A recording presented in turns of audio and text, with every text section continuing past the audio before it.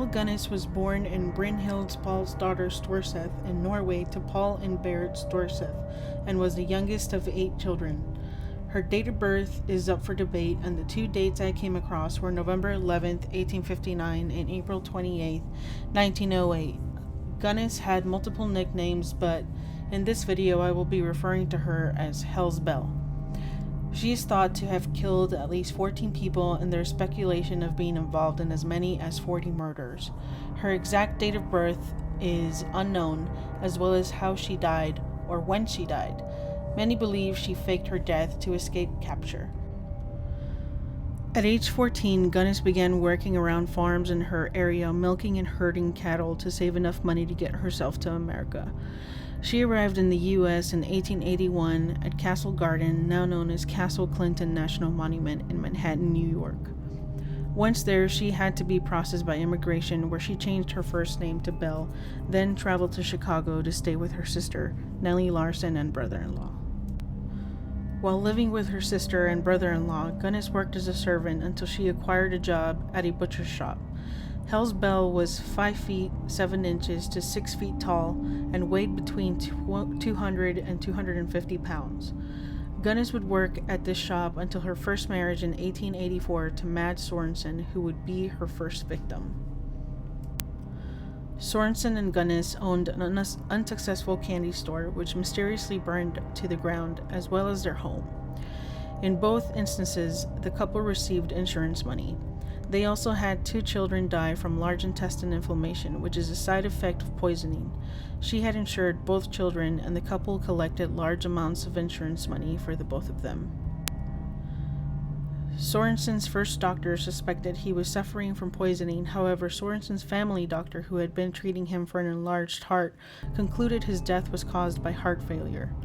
Sorensen would pass away on July 30th, 1900, the only day his 2 life insurance policies overlapped and were active at the same time. Gunness claimed Sorensen came home with a massive headache, and she gave him quinine powder for the pain. A few hours later, when she checked on him, he was dead and cold to the touch. She collected on both his life insurances and moved to LaPorte, Indiana, where she used some of the money to buy a farm.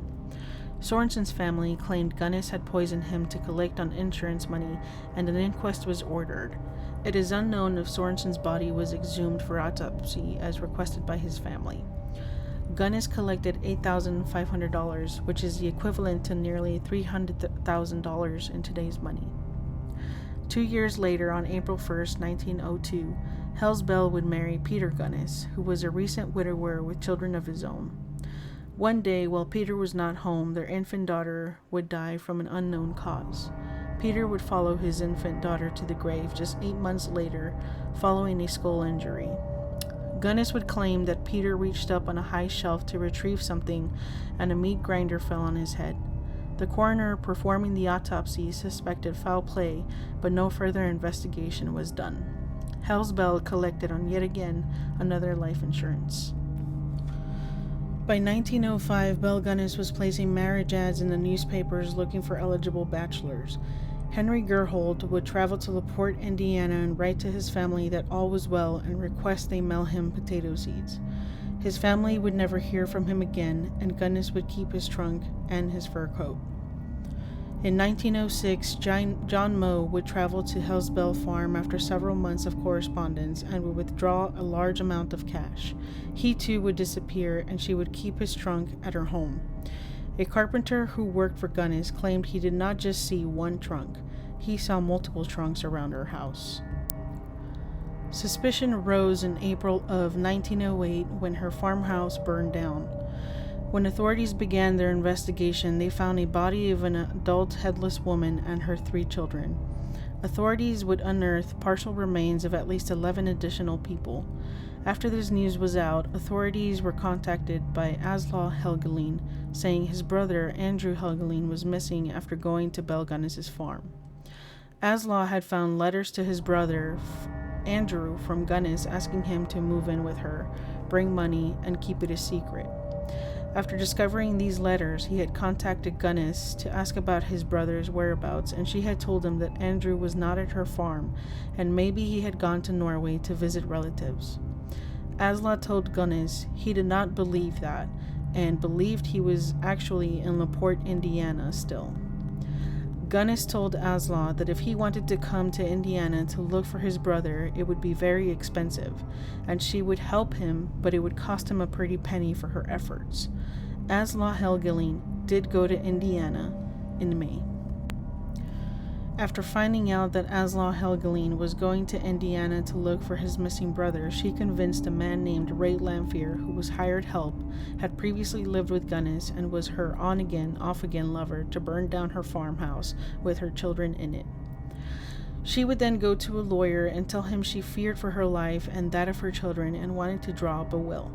She claimed Ray Lamphere had threatened to kill her and burn down the farmhouse, so she wanted to make a will and leave her estate to her children.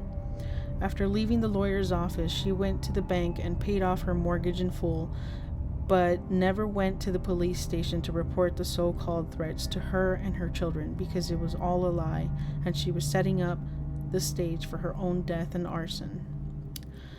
Once Asla Helgelien was in Indiana with a hired hand, he led attention to depressions in the earth in a hog pen. Once they dug up one of the depressions, they discovered a burlap sack with 2 hands, 2 feet, and 1 head, which Asla recognized belonging to his brother.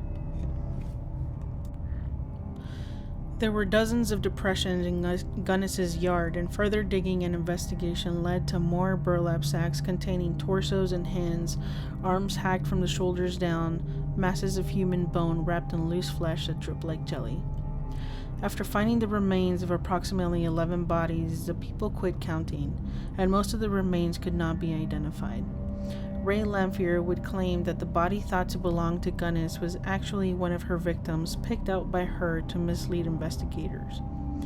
When Ray Lamphere was arrested, he was wearing John Moe's overcoat and Henry Gerholt's watch. Belle Gunness was pronounced dead despite the headless corpse being 5 inches shorter and approximately 50 pounds lighter than Gunness, and no explanation was provided for the missing head. Multiple sightings were reported around the Chicago area long after Hell's Belle was declared dead. However, every time authorities looked into the sightings, none would lead to her capture. In 1931, a woman named Esther Carlson was arrested in Los Angeles for poisoning August Lindstrom to steal his money. 2 people who had personally known Gunness claimed it was her from photographs they had seen in a newspaper. However, a positive identification would never be proved. Esther Carlson would die while awaiting trial. In 2008, DNA tests were performed on the Helle's body using a sample from a letter Gunness had written to one of her victims for comparison, but due to its age, the sample could not be properly tested. Ray Lamphere would stand trial for murder and arson, but would be acquitted of murder and guilty of arson. On November 26, 1908, he would be sentenced to 20 years in prison.